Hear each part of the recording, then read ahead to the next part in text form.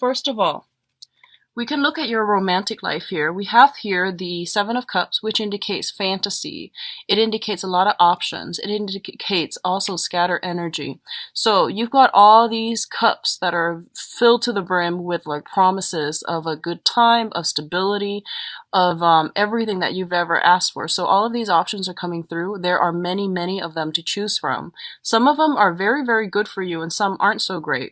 So the whole point here is that it's like being a kid in a candy store. You've got a lot of options on the emotional front that are trying to come through for you, and do as you may.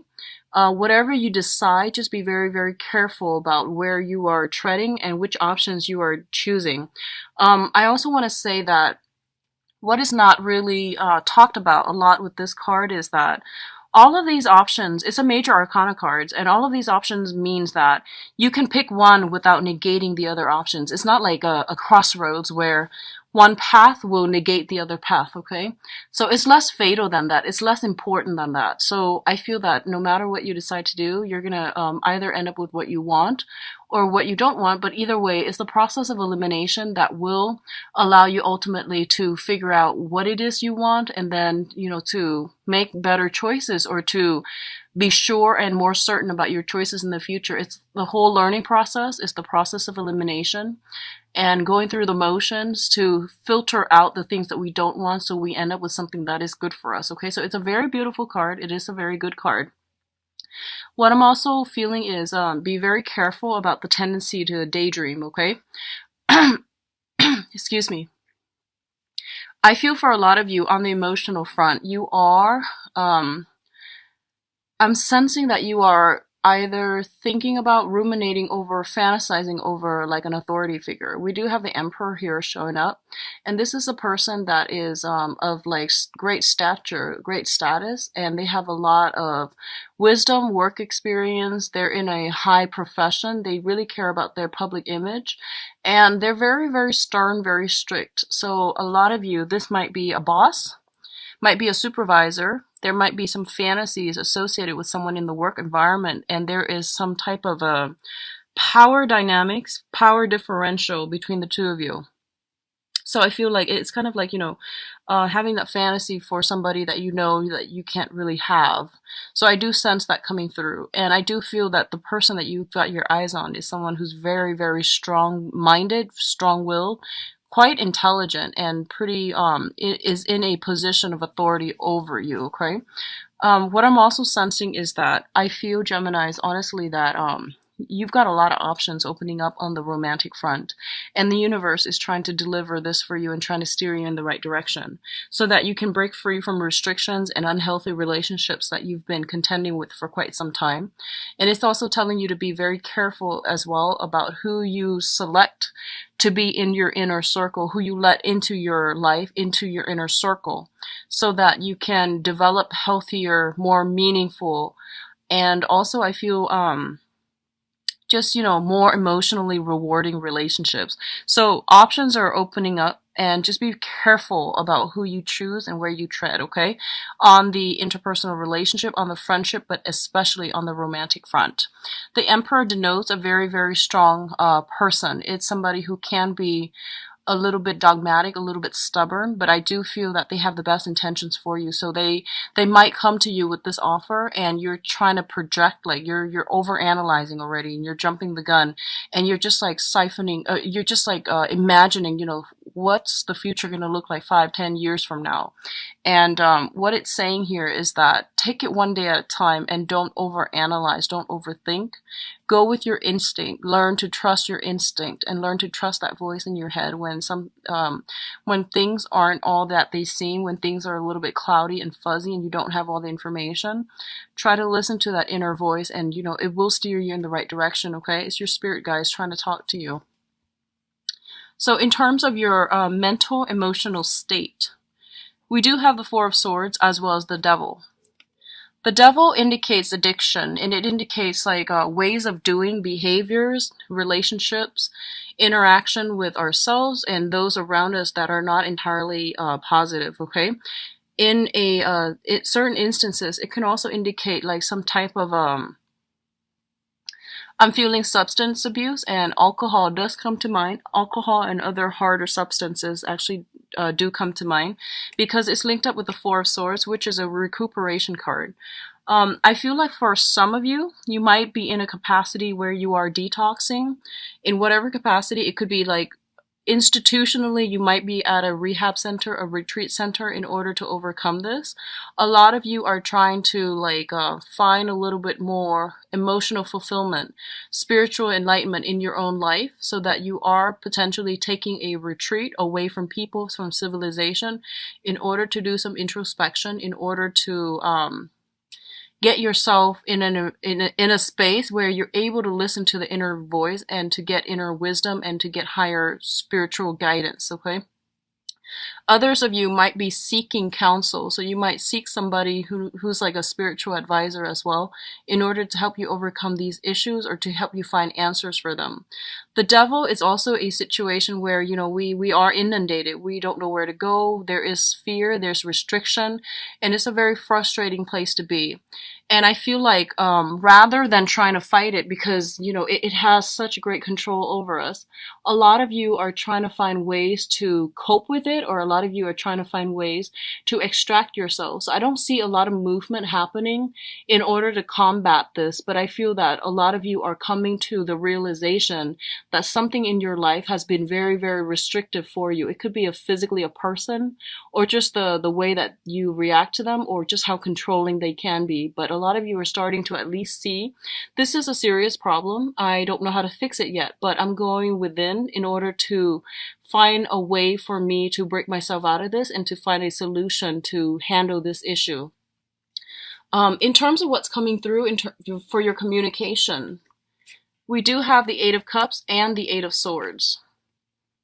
So the Eight of Cups indicates a situation that is no longer emotionally fulfilling for us or is nurturing us emotionally, so we are choosing to walk away from it. And in the process of walking away, a lot of you might have not implemented that physical, you know, extraction process. And you are thinking, well, if I walk away from this right now, I'm going to find myself very, very stuck, very isolated, and very alone. I might not have, you know, any support, emotional support, financial support. So what do? So a lot of you might not have implemented anything at this point, mainly because you are fearing that in the process of walking away, you're going to end up in this space where you're feeling very, very trapped, okay? I honestly feel that some of you might be stuck in a situation, and I feel like it might be a job, where you are working under somebody who has like just very unrealistic expectations for you. They might be controlling, they might be difficult to work with, and I feel like job security was a major, major factor that's preventing you from moving on, okay, with that Emperor card. It's usually like workplace related. And I feel that you've invested a lot of time.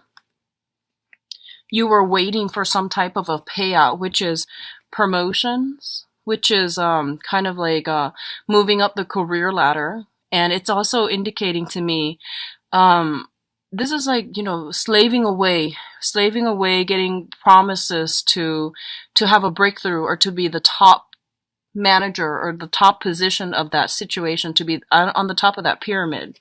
And a lot of you are realizing that, you know, it was somebody else that was painting this colorful picture, this beautiful picture in order to make you stay. But the reality is that the situation is very restrictive. You weren't really going anywhere. And I feel that this is the month in which you realize that, you know, it's like a pipe dream. They were selling you a pipe dream, and you have to walk away from this situation. The offer that was made to you, or that was like continually came your way from the other person, was a pipe dream. You started to realize this, and you're at a place now where you're just like, okay, I'm very upset with this. So what do? You know, how do I move forward? What is my contingency plan? What's my plan B? Because I feel like before it was all eggs in one basket because you trusted that other person. And now you realize that, oh, they were just, you know, feeding me all these ideals just so that I could stay, just so that I could be complacent and compliant. But they had no intentions of moving me up all along. They had no intention of boosting me up.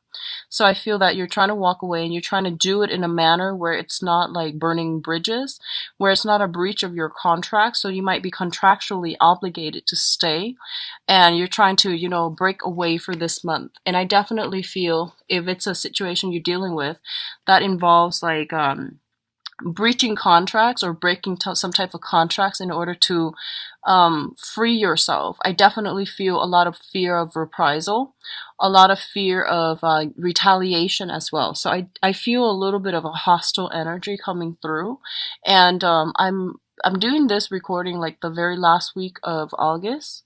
So I feel like for some of you, this energy might have come in already, and you're at a point where you're just like, what do I do next? Like, what's my next step here? And where do I go? Which direction am I turning to?